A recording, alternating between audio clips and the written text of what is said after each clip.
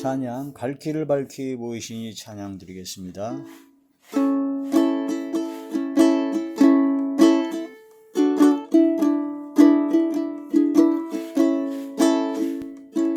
갈 길을 밝히 보이시니 주 앞에 빨리 나갑시다.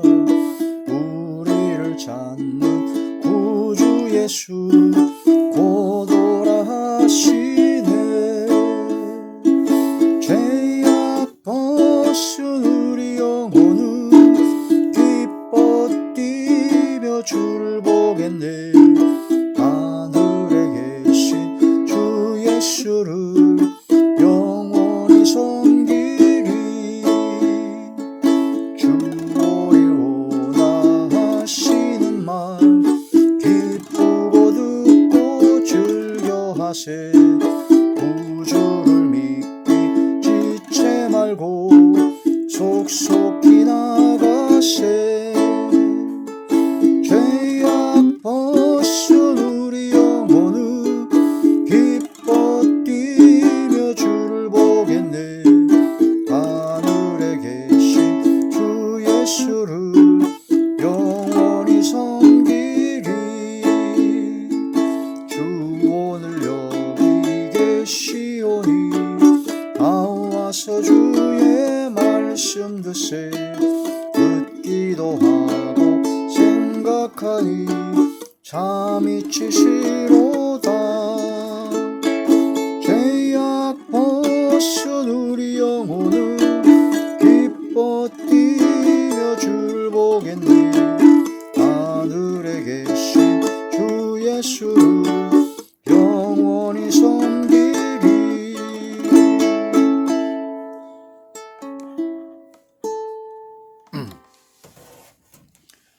하나님의 놀라운 축복의 비밀하신 말씀은 요한계시록 제1장 1절에서부터 3절까지 말씀입니다.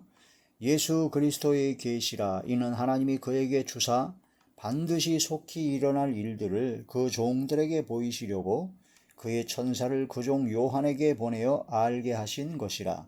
요한은 하나님의 말씀과 예수 그리스도의 증거 곧 자기가 본 것을 다 증언하였느니라.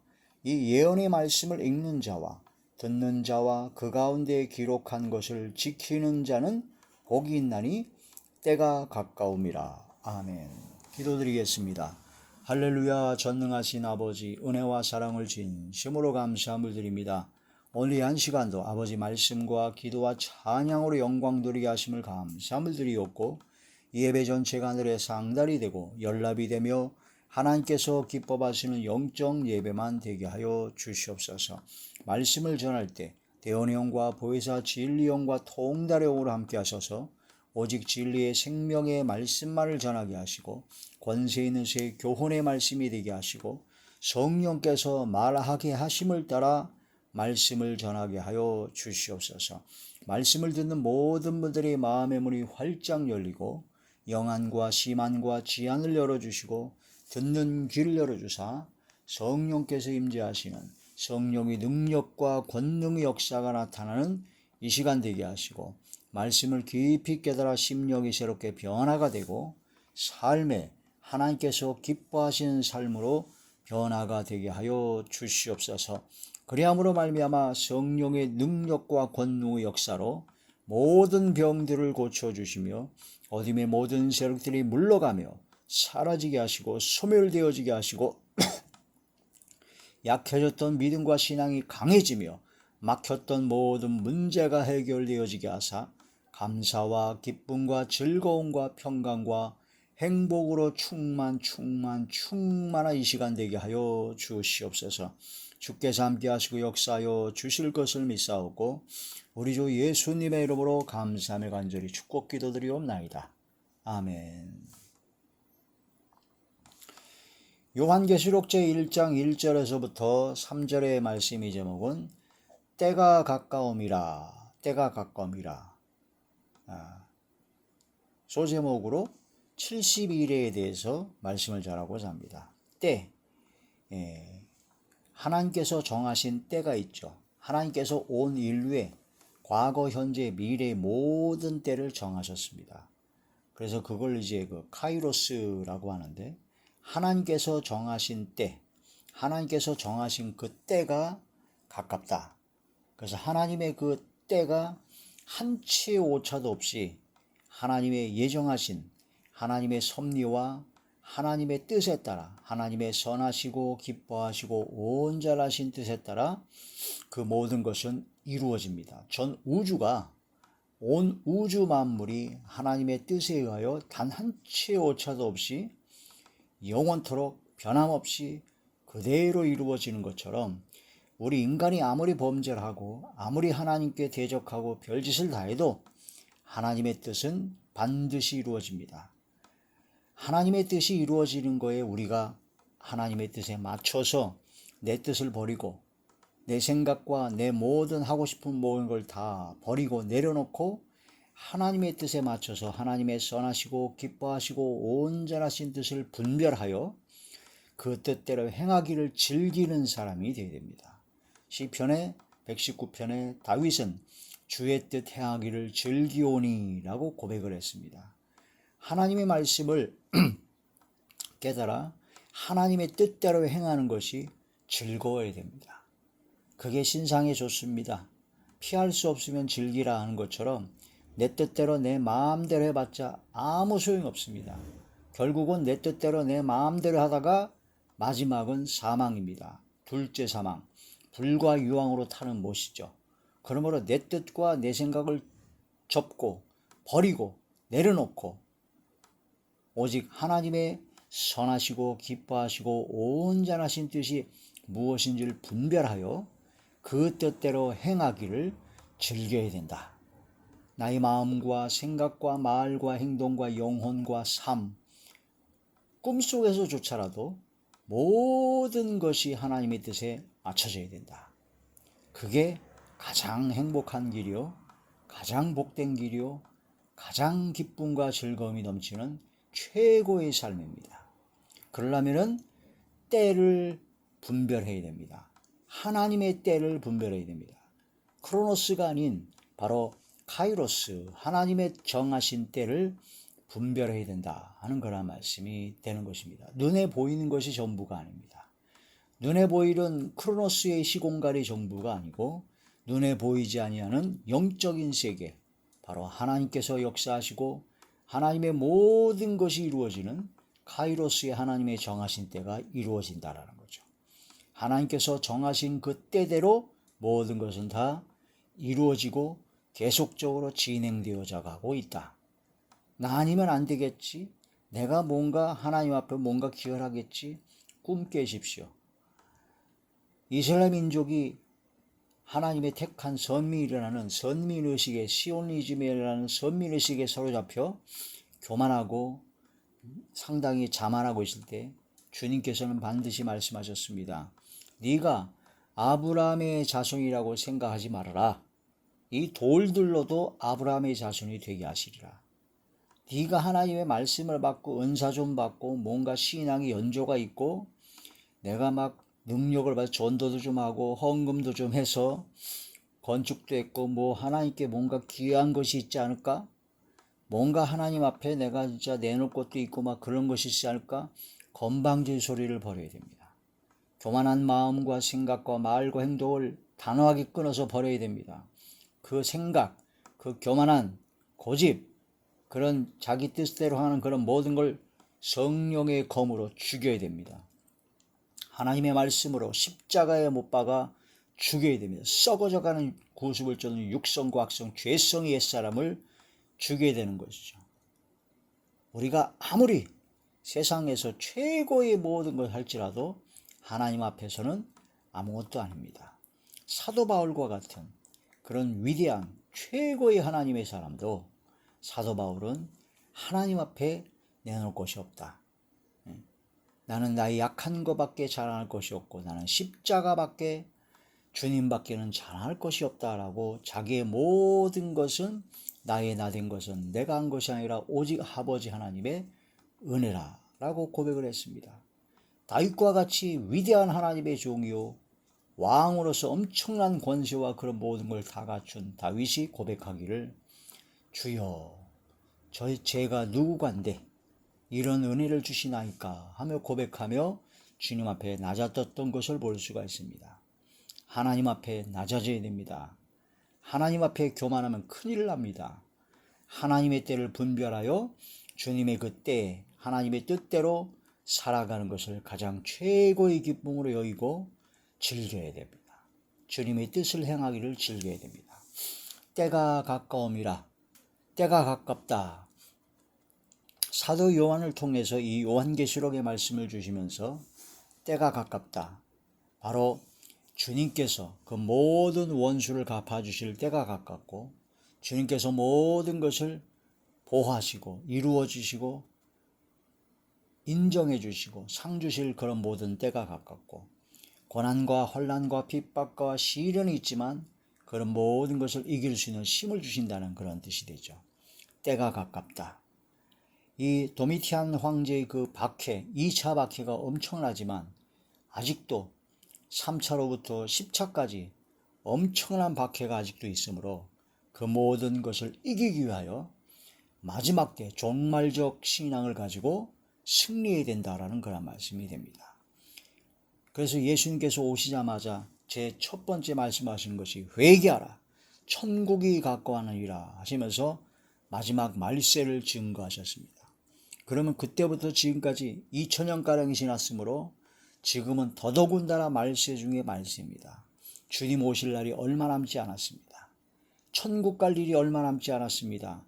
영원한 천국에서 성삼일체 우리 나의 왕 나의 주 나의 아버지 하나님과 천천만만의 천군 천사들과 그 최고의 신앙인들 믿음의 사람들 아브라함, 이삭, 야곱, 바울 또한 다윗 그런 위대한 하나님의 주기철 목사님, 손양원 목사님, 최건능 목사님 이런 분들과 함께 만나 교제하고 영원한 천국에서 영원토록 하나님을 찬양하고 하나님을 섬기고 살아갈 날이 얼마 안 남았습니다. 혹시 모릅니다. 우리가 살아있을 동안에 예수님이 재림하실 때 큰 천사장의 호령과 큰 나팔 소리를 부르시고 그대로 구름 속으로 끌어올려 공중에서 주님을 영접하게 하실지 모르는 겁니다. 시대를 분별하고 여러 가지 상황을 볼 때 진짜 얼마 남지 않았다는 것을 알 수가 있습니다. 마지막 때가 가깝다는 것을 알아야 경각심을 갖고 소망을 갖고 지금 현재의 고난과 시련을 이겨나갈 수가 있다는 거죠. 그 마지막 우리가 종착점을 알게 되면요. 종착점을 알게 되면 좀 힘들고 어려워도 견딥니다. 근데 종착점을 몰라요. 이게 언제 끝날지를 몰라요. 언제 끝날지 모르는 것처럼 가장 힘든 것이 없습니다. 내가 막 고난과 역경과 시련 가운데 굉장히 어려운데 이게 한 달이면 한 1년이면 끝날 것이다 라는 게 확실하면 이겨냅니다. 근데 이걸 확실하지 않아요. 이게 언제 끝날지 몰라. 한 달이 될지 1년이 될지 10년이 될지 내가 죽을 때까지 계속 될지 그런 모르면 지칩니다. 허무해지고 아주 나약해지죠. 그러나 종착점을 알게 되면 담대하게 이기고 납니다. 조금만 더 참으면 된다. 그래서 요한계시록의 말씀에서 1장 3절에서 때가 가깝다. 때가 가깝다. 너희 때가 가깝다. 그러니 조금만 참고 더 견뎌라. 죽도록 충성하라. 주님께서는 붙잡아 주시는 거죠.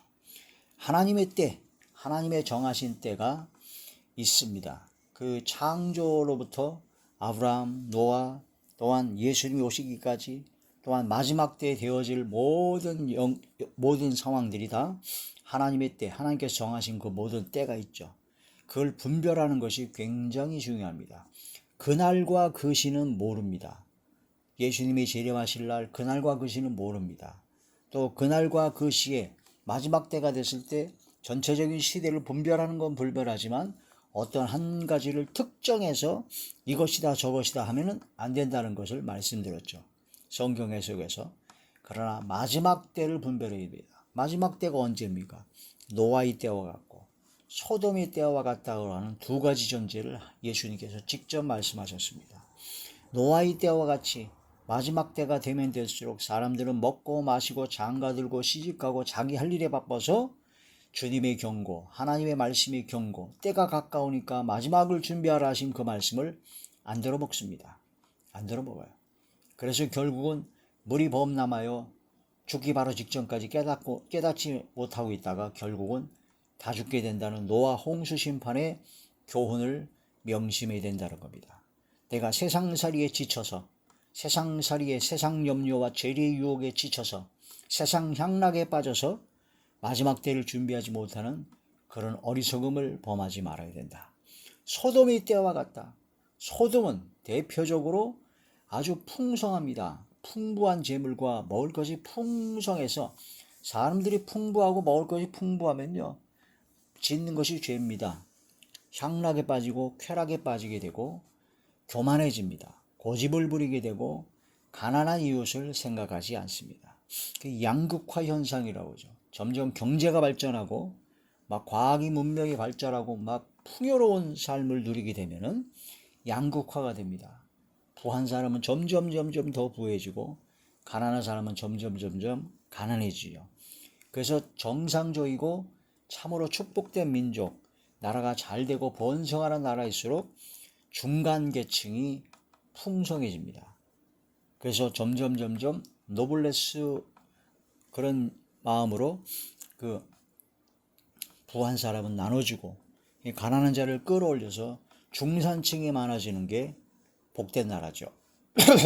그런데 공산주의라든가 그런 유물론이라든가 하나님과 멀어진 체제나 그런 사람들은 완전 양극화 중에 극 중의 극 양극화가 됩니다. 북한 같은 경우는 평양에 속한 사람들만 최고의 부를 누리고 있고 그 외 모든 나라는 진짜 거지 나라가 됐습니다. 위성에서 찍은 사진을 보게 되면 평양만 밤에 불빛이 좀 있고 다른 북한 전역은 캄캄합니다. 그게 바로 아주 최고의 양극화가 돼버린 거죠. 왜? 하나님을 믿는 믿음에서 벗어나서 인간이 만든 유물론과 인간이 만든 공산체제에서는 자기가 자기의 욕심과 탐욕 때문에 자기와 자기 가족, 자기 편만 끌어들이는 그런 것이 된다라는 거죠. 그러나 자유민주주의, 주님께서 주시는 바로 법치주의, 하나님의 말씀에 입각한 종교개혁 이후로 개혁 당시 이뤄진 그런 성경 말씀의 진리로 세워진 자유민주주의 체제에서는 그런 양극화가 점점 없어지게 되고 중산층이 잘 살게 됩니다.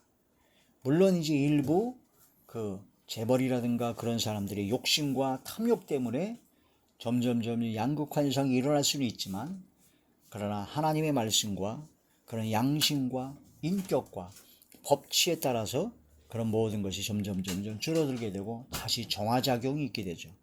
그러나 공산주의 체제에서는 절대로 정화작용이 있을 수가 없습니다. 그냥 죽여버리기 때문에 그냥 사람 목숨을 알기를 그냥 소품처럼 여기기 때문에 변화가 안 됩니다.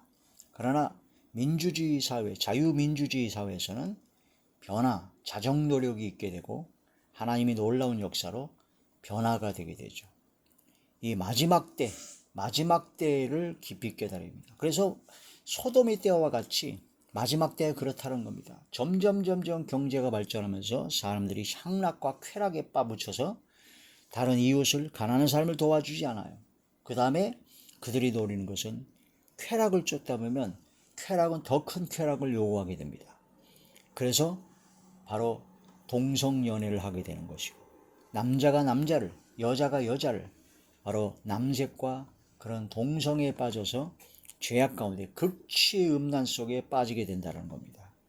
그래서 소돔과 고모라를 소돔이 남색하는 자를 바로 남색하는 동성애자, 게이 그런 자들을 바로 소돔이라고 합니다. 소돔이. 그래가지고 소돔성에서 이루어진 그 이름에서 어원이 생길 정도로 바로 동성애의 근본 양산지가 되었다는 마지막 때가 되면 될수록 동성애가 판치게 되고 전 세계적으로 동성애자, 남색하는 자들이 그런 물결이 아주 휘몰아치고 있습니다. 우리나라도 계속 차별금지법이라든가 그런 걸 통해서 동성애가 합법화되고 동성애를 막 조장하는 그런 것들이 굉장히 많게 되죠. 이런 것을 깨달아야 됩니다. 이런 시대를 분별하면서 이제 마지막 때가 진짜 가까웠구나. 예수님께서 말씀하신 때가 가까움이라. 노아의 때와 같고 소돔의 때와 같다는데 그 때와 진짜 별반 다르지 않구나. 그런 것을 깨달아야 된다는 것이죠. 요한계시록 1장 1절부터 다시 보시겠습니다. 예수 그리스도의 계시라. 이는 하나님이 그에게 주사 반드시 속히 일어날 일들을 그 종들에게 보이시려고 그의 천사를 그 종 요한에게 보내어 알게 하신 것이라. 요한은 하나님의 말씀과 예수 그리스도의 증거 곧 자기가 본 것을 다 증언하였느니라. 이 예언이 자기가 본 것이다. 이제 환상이죠. 환상. 또한 이 예언의 말씀을 읽는 자와 듣는 자와 그 가운데 기록한 것을 지키는 자는 복이 있나니 때가 가까움이라.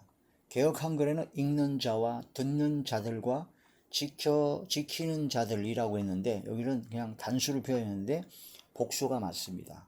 그때는 성경을 아무나 볼 수가 없었죠. 한 사람이 하나님 말씀을 읽습니다. 그리고 많은 사람이 듣습니다. 그리고 들은 사람이 이제 그 믿음을 지키는 자리에 들어가야 되죠.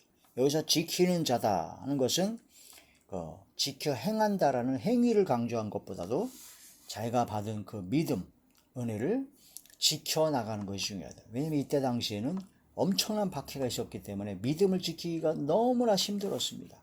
그렇기 때문에 믿음을 지키는 자가 복이 있다. 하나님의 말씀을 읽고 하나님의 말씀을 듣고 더욱더 믿음을 들으면서 나며 들으면 그리스도의 말씀으로 말미암기 때문에 굳건한 믿음으로 믿음을 끝까지 지켜라. 믿음을 잃지 말아라. 그런 말씀이 되는 것이죠. 그런 읽는 자와 듣는 자들과 지키는 자들이 바로 복이 있다. 기록한 것을 지키는 자들이 또한 하나님의 말씀을 통해서 믿음을 지키고 또한 믿음을 지킨다는 것은 하나님의 말씀을 순종하는 삶을 살아갈 수가 있다는 거죠.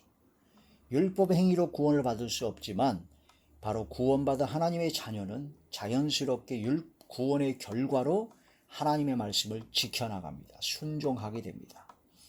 때가 가까움이라. 때가 가까움이라. 하나님께서 약속하신 정하신 그 때 카이로스의 시간은 성경의 이스라엘 민족의 역사와 이스라엘 민족의 흥망성쇠를 통해서 하나님께서는 말씀하셨습니다. 그래서 다니엘서에 나온 9장에 있는 말씀처럼 바로 70일에 이른 일에 대한 말씀으로 바로 마지막 때의 그런 모든 것을 증거하셨고 알려주셨습니다. 이스라엘 민족이 어떻게 이루어지고 어떻게 진행되어짐에 따라서 마지막 때의 그런 모든 시대적인 상황을 분별하는 겁니다. 간단하게 말씀드리게 되면은 이스라엘 민족이 바벨론 포로 생활할 때 70년간 포로 생활할 것이다 라고 말씀하신 그 70년 되던 해에 고레스 왕 원년에 바로 포로를 귀환시키는 칙령을 내렸습니다. 그래서 하나님께서 예레미야 25장에 말씀하신 것처럼 예레미야 선지자를 통해서 말씀하신 70년이라고 하는 정확한 횟수에 정확하게 이사야 선지자를 통해서 말씀하신 고레스라는 인물을 세우셔서 하나님께서 바로 이스라엘 민족을 바벨론 포로 생활에서 귀환시켰습니다. 해방시켰습니다. 자유를 맛보게 하셨습니다. 그러면서 그 다음에 다니엘이 바벨론의 그런 흥망성쇠와 그런 걸 통해서 이스라엘 민족이 회복된 것을 알았지만 그런데 또한 두로와 시돈과 여러 가지 그런 다른 이방 민족에 대한 그런 멸망과 그런 걸 다 알았지만 우리 민족, 이스라엘 민족에 대한 것을 알기 위해서 더 기도하니까 21일이 걸렸다고 그랬죠. 세일에 21일이 걸려가지고 하나님께서 응답을 받았는데 바로 이스라엘 민족을 위해서 70일에가 작정이 되었다라는 것을 알려주셨다는 겁니다. 그래서 예루살렘 성을 중건하라는 명이 떨어질 때 예루살렘 성이 중건되어서 광장이 세워지고 거리가 세워지고 성전이 아니라 성입니다. 예루살렘 성을 중건하는 광장이 세워지고 거리가 세워지는 그때를 기점으로 해서 69일에가 되고 난 후에 바로 하나님의 거룩하신 자가 기름을 받고 왕으로 이 땅에 오실 것이라는 것을 말씀하셨습니다. 그분이 예수님이라는 것이고, 예수님이라는 것은 어느 누구도 반론의 여지가 없습니다.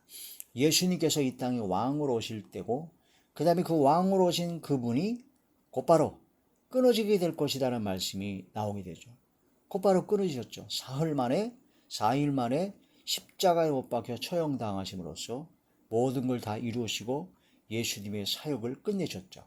그래서 예수님께서 오실 것, 예수님께서 십자가에 처형당하실 것, 그때까지를 하나님께서는 69일에로 정하셨다라고 말씀을 하셨습니다. 그래서 이레라는 얘기는, 이레가 7일이란 뜻이죠. 7일이란 뜻인데, 7일이란 뜻이 이레가 히브리어로 샤부임이라고 합니다. 샤부임이라고 하는 이 7일이라는 것은 7일도 될 수 있고 7년이 될 수도 있습니다. 이 두 가지 용례로 쓰여졌어요. 그래서 민수기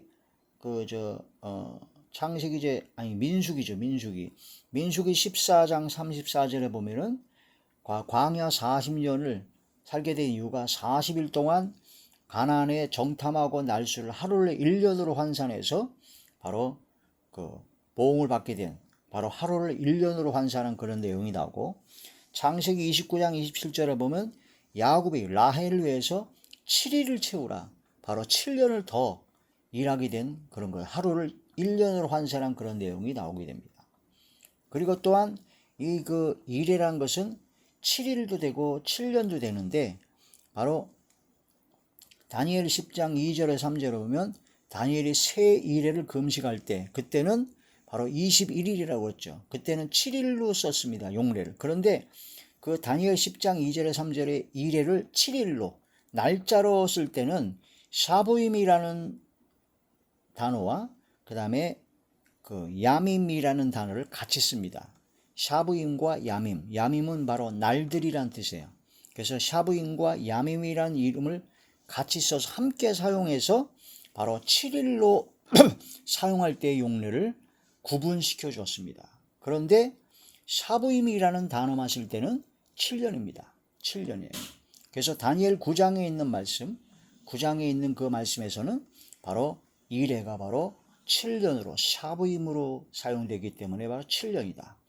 또한 바벨론 70년 포로 생활할 것을 말씀하시고 난 다음에 곧바로 이어서 72일회가 나왔습니다. 70년이 문자적 해석에 대해서 그대로 이루어진 겁니다. 상징적인, 비유적인 해석이 아닙니다.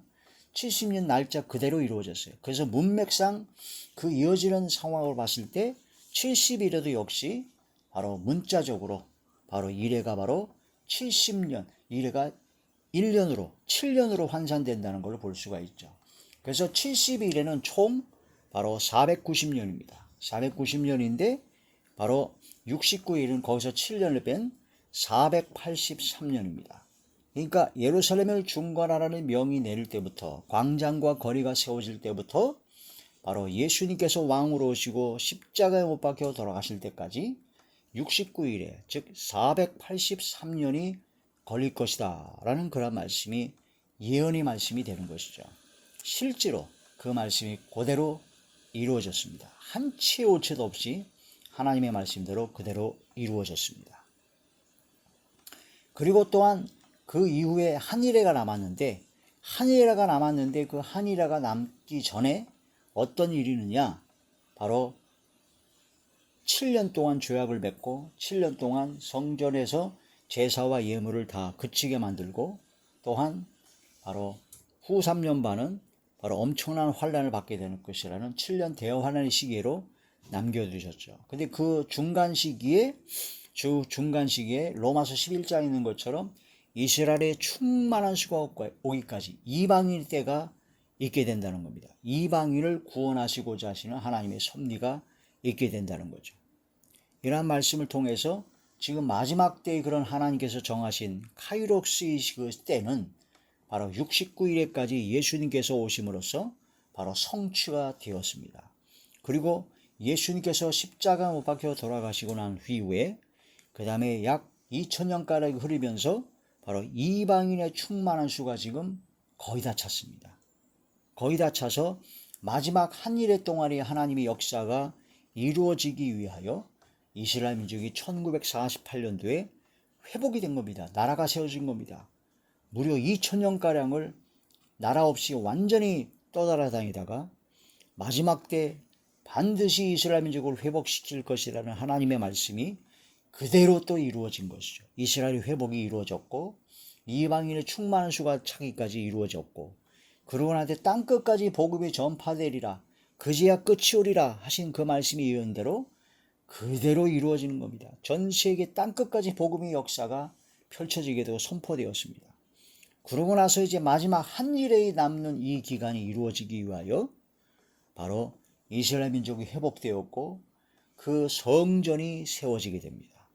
성전이 세워져서 그 성전에서 제사와 제물을 드리는 역사가 일어나야 3년 반 후에 바로 제사와 예물을 그치게 되고 멸망의 아들 가증스러운 적그리스도가 자기가 하나님의 성전에서 자기가 하나님이라고 할 그때가 곧 오게 된다는 거죠. 그리고 나서 후 3년 만에 짐승의 적그리스도가 통치하는 그 시기에 와서 짐승의 표를 받게 되고 여러 가지 그런 환난과 어려운 가운데 엄청난 재난의 환난의 시기가 오게 되고 이런 모든 것이 사건들이 그대로 이루어지게 된다. 요한계시록의 말씀은 바로 도미티안 황제로부터 시작한 그때 당시에 그런 모든 소아시아 7교회를 중심으로 편지의 내용으로 그 당시에 박해받은 성도들에게 하시는 말씀이요. 그 이후에 박해받는 모든 그리스도인들에 대한 위로와 소망의 말씀이요. 마지막 때 바로 예수님이 재림하시고 천년왕국과 새하늘과 새 땅이 영원한 세계에 들어가기까지의 그런 모든 일련의 사건들, 그런 모든 걸 통해서 마지막 때를 알려주시는 겁니다. 특히 마지막 남은 한 일의 동안에 7년 동안에 있어질 그런 엄청난 일들이 상상도 할 수 없었던 그런 모든 일들이 이러이러하게 이루어질 것이다 라고 정확하게 말씀하신 그 내용이 바로 요한계시록입니다. 요한계시록의 말씀을 보면서 이스라엘 민족의 회복, 바로 예루살렘 성에 이제 성전이 건축된 그 역사, 제3성전이 건축되고 또한 거기서 제사와 제물을 드리고 그런 모든 것이 이루어다가 한 3년 반 후에 적그리스도가 나타나서 자기가 하나님이라고 그러고 그 완전히 뒤집어지는 그런 역사가 일어난 다음에 짐승이 통치하는 세계 전체가 하나로 통일돼 버려 가지고 짐승이 통치하는 수종 통치할 수 있는 그런 3년 반의 아주 최악의 시간이 돌아오게 된다는 것을 알게 된다는 거죠. 그러고 난 후에 바로 천년왕국이 이루어지고 백보자 심판 이후에 새하늘과 새 땅, 영원한 천국이, 영원한 세계가 이루어지게 됩니다. 그 전에 우리가 죽게 된다면 주님과 함께 있다가 주님께서 오실 때 주님과 함께 와서 부활할 것이요.